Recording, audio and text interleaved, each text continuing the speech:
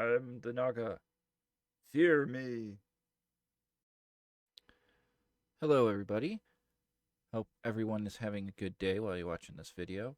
Um, so we've got a mod pack here called Enigmatica 9. I've been a big fan of the Enigmatica series for a long time, since Enigmatica 2. Um, but we have a special treat. They just released the expert version of Enigmatica 9. And so we are going to try to go through that as a Let's Play. And we will see if I can survive and how long it'll actually take for me to finish an expert mod pack. So without further ado, prepare for world creation. There's definitely some interesting things about this mod pack that you'll see. I've only spent about an hour of time in game, in which I was able to complete 2 actual quests. So hopefully we'll be able to do that part a little bit faster, but in the end, it will be a lot of fun. All right, we're gonna go to our world. We're gonna name it. How long will it take? Question mark.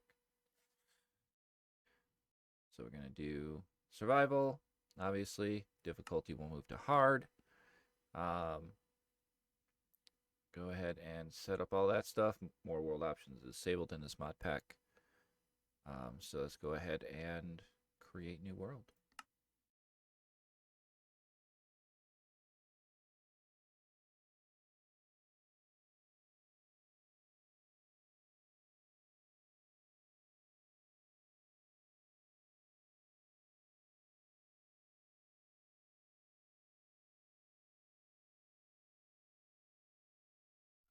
All right, here we go.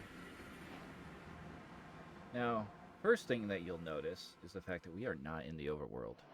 We are in Twilight Forest. So yeah, it's interesting that they start here. So first thing we'll do, we got a backpack, throw that on my back. Got a blank magic map, which will now show us nearby things. Like we've got a couple of mountains, and that's probably the first place we're going to need to go. So I'll set that over here for now. Looks like I've got a quiver with a bunch of arrows, which is nice.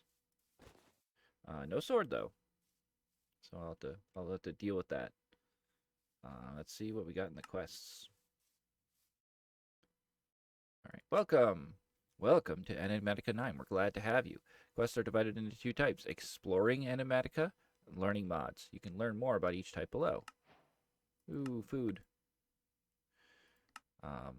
Eccentric tome. Basically, I'm just gonna summarize this. Basically, you get a book, a special book that can take other mods' instructional books and store them all inside of itself, so that you have every single book for a mod that in one spot. And this is just the controls to be able to change it from one book to another.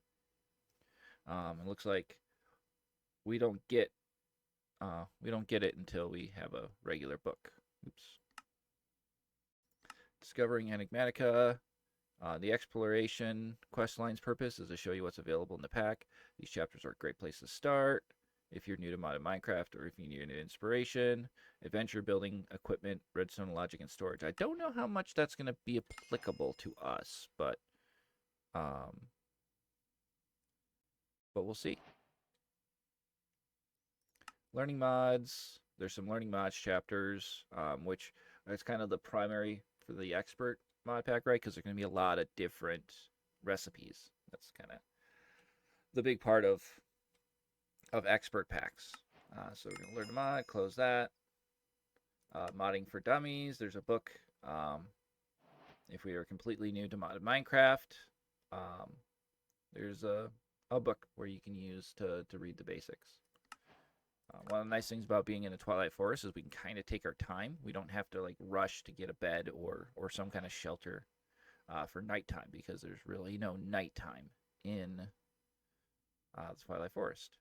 Like, looks like we automatically complete Enigmatica 9 Expert begins in the Twilight Forest. Face dangerous foes to restore the Tree of Life and branch out to explore new worlds. All right, so we've got a few other places we'll be able to go. Oop, you give me something. Explorers beware, for terrors await in many seemingly abandoned structures throughout the lands. Treasure awaits the brave, death awaits the weak. Cool. All right, more experience. Equipment. Thing about vein miner, I'm guessing that the bow counts for a tool in this case. But basically what it's saying is no vein miner. So we can't just hold the grave key and get a whole bunch of wood with one hit. But there's many tools that will allow us to have that effect for different instances. Like there's a special axe to be able to chop down an entire tree, for example. So this is just warning us of that. This one's a one that Enigmatica does every time. There are special categories where that you can specify that helps you find things that you may miss or not even know exist for a particular category, like armor, tools, weapons. You can also do that as well. So that's cool. And there's a lot of different things that we can try to gain from as we go. So is that all of the exclamation points? That is all the exclamation points. So we're going to start in chapter 1. All right, so first thing we need to do is apparently just get the Naga trophy. Strange. At one time, this fen was kept by the Wilding Grove, a circle of druids sworn to preserve and watch over the surrounding wildlands. Yet no sign remains, and creatures such as this Naga now terrorize the lands. With its defeat, the Fae that call this place home will undoubtedly show their gratitude. The non-lore instructions: locate and kill the Naga. It should be somewhere nearby in a large stone courtyard / maze looking thing. And they're just gonna pretty easy to dodge. We've got a bow, which will make it even easier. And when we defeat it, a chest will appear at the center of the arena, and that's what gives us the Naga trophy. And a few other things usually. Note that the Twilight Forest progression system is disabled for Enigmatica 9 Expert. From this point forward, areas may be explored in any order. So those who are not familiar with Twilight Forest, is all of the bosses in this mod pack are meant to be fought in a certain order. And there's not a whole lot of being able to do things in parallel. And that's, that works well for Twilight Forest in a normal mod pack, because it lets you kind of spread out and figure out, okay, what's the next boss I need to actually fight, because these other ones have barriers that I need to go find the MacGuffin, the special item, to be able to access these other areas. But since this is an expert pack, that's disabled. The other thing is we need some ore. The Wilding Grove practiced a particular form of druidic magic that would slowly draw materials from deep in the earth up into mounds where they could be easily extracted with minimal harm to the land. Undoubtedly, many of these mounds remain. Seek them out, though beware that in the absence of the grove, others may have claimed these places for themselves. Metal processing has been heavily customized, with many metals having unique methods of acquisition. Be certain to examine JEI carefully. So obviously that's a very big change to normal modded Minecraft, in the fact that we're going to have special processing rules depending on the ore. For example, with gold I think we have to crush it.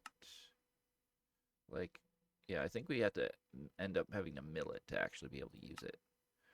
But we'll continue moving through that and figure that out as we go.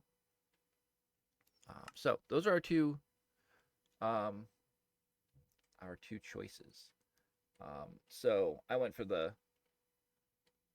I think, well, we actually have a few structures right next to us. So maybe we should check them out. So here's a well. Wells are always fun. All right, let's go see if there's a chest down here. There is. There's an item hopper. Okay.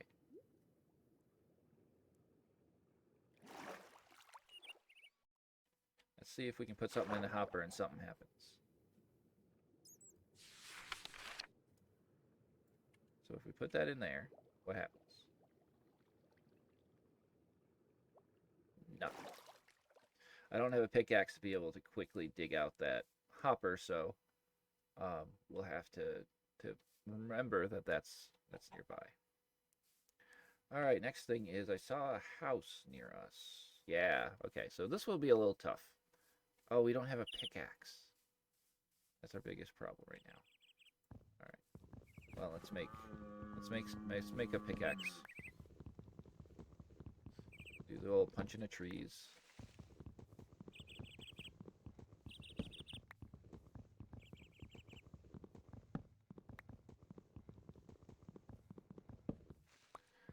All right. Good starting amount. Looks like we completed some random quests as well from Hexrai and Nature's Aura. Looks like we picked up some seeds or something from Hexrai.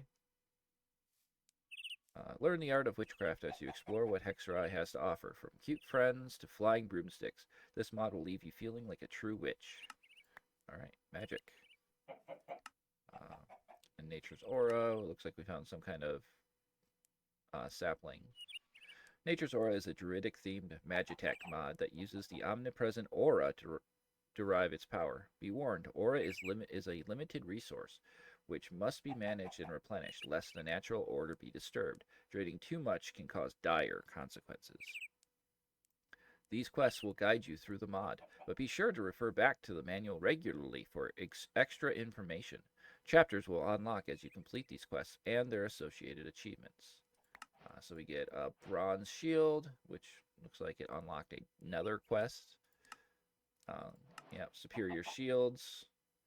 So this kind of goes through superior shields, which, if you're familiar with first-person shooters like Borderlands, it basically works like the shield system in that you pick up one of these shields. It has a certain amount of shield for you.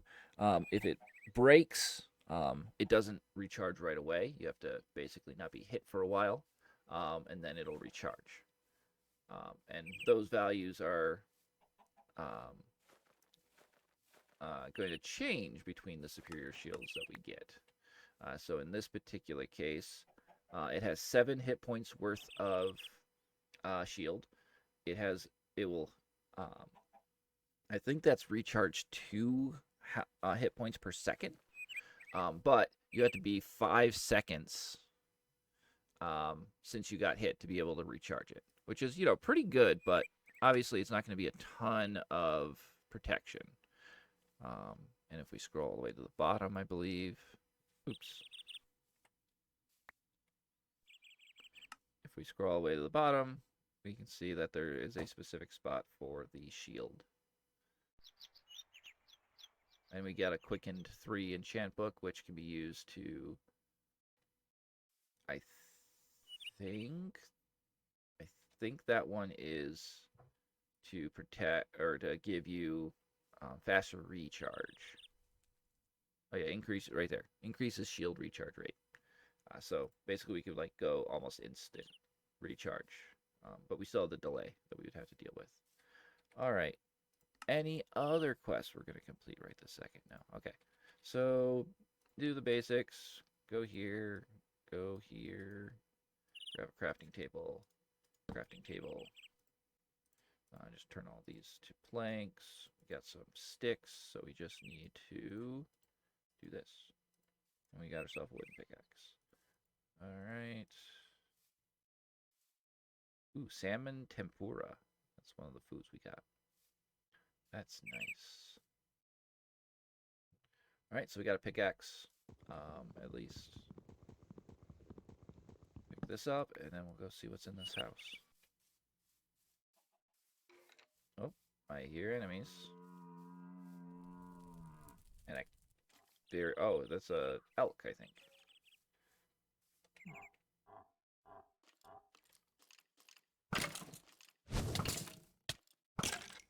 Ow, I'm poisoned.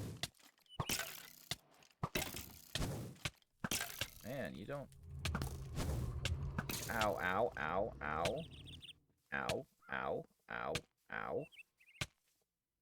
Oh no! Wolves! I was not prepared.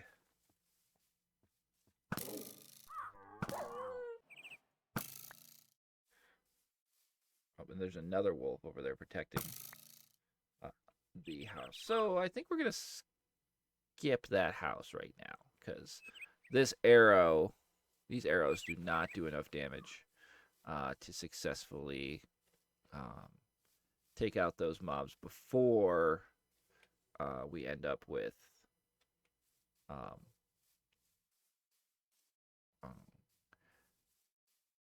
before we end up getting overwhelmed by mobs from that mob spawner. So let's go ahead and we'll head this way. I guess first, is there... Okay, so so we can go northwest, which will get us, I believe this is the mound right here. So, you know, mound. And this right here is the Naga, the Naga place. So I could try to get better gear first. Although we got gear, you know, we got sturdy gear, which is nice. And we can go right to the Naga. I think we'll go right to the Naga just to see if everything in this area is as strong as those skeletons, or if they're just beefier. And the Naga is going to be a little bit easier target to fight. So we head west. So you can see on our map, you can see the little green square. That's indicating, I believe...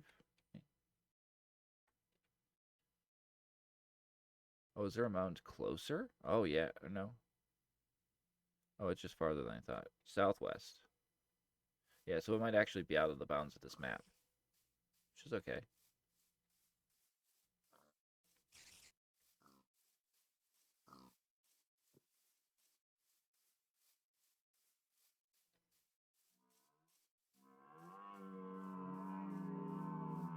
Okay, we can see it.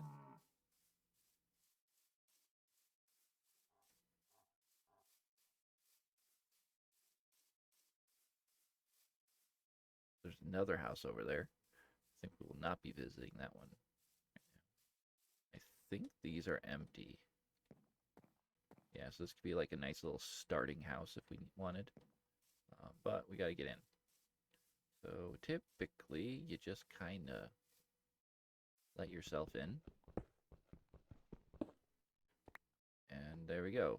Naga fight started.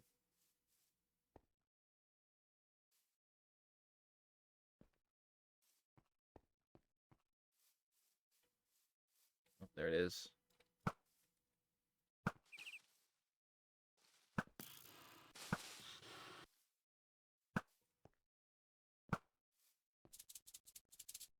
Got it down to one. Got it down one bar. So ah.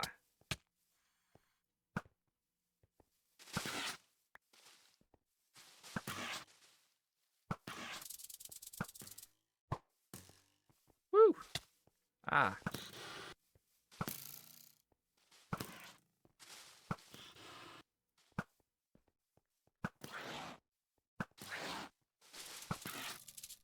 We're doing good. Ah! Ow!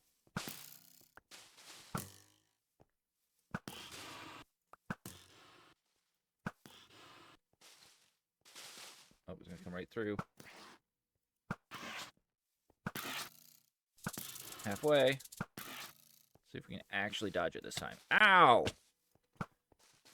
Whoever said this thing was easy to dodge, obviously does not play like me.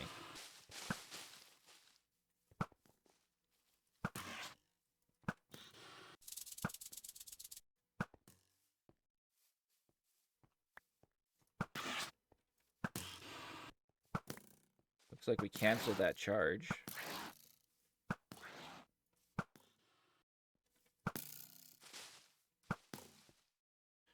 Almost done. Wait for it to come back. There we go.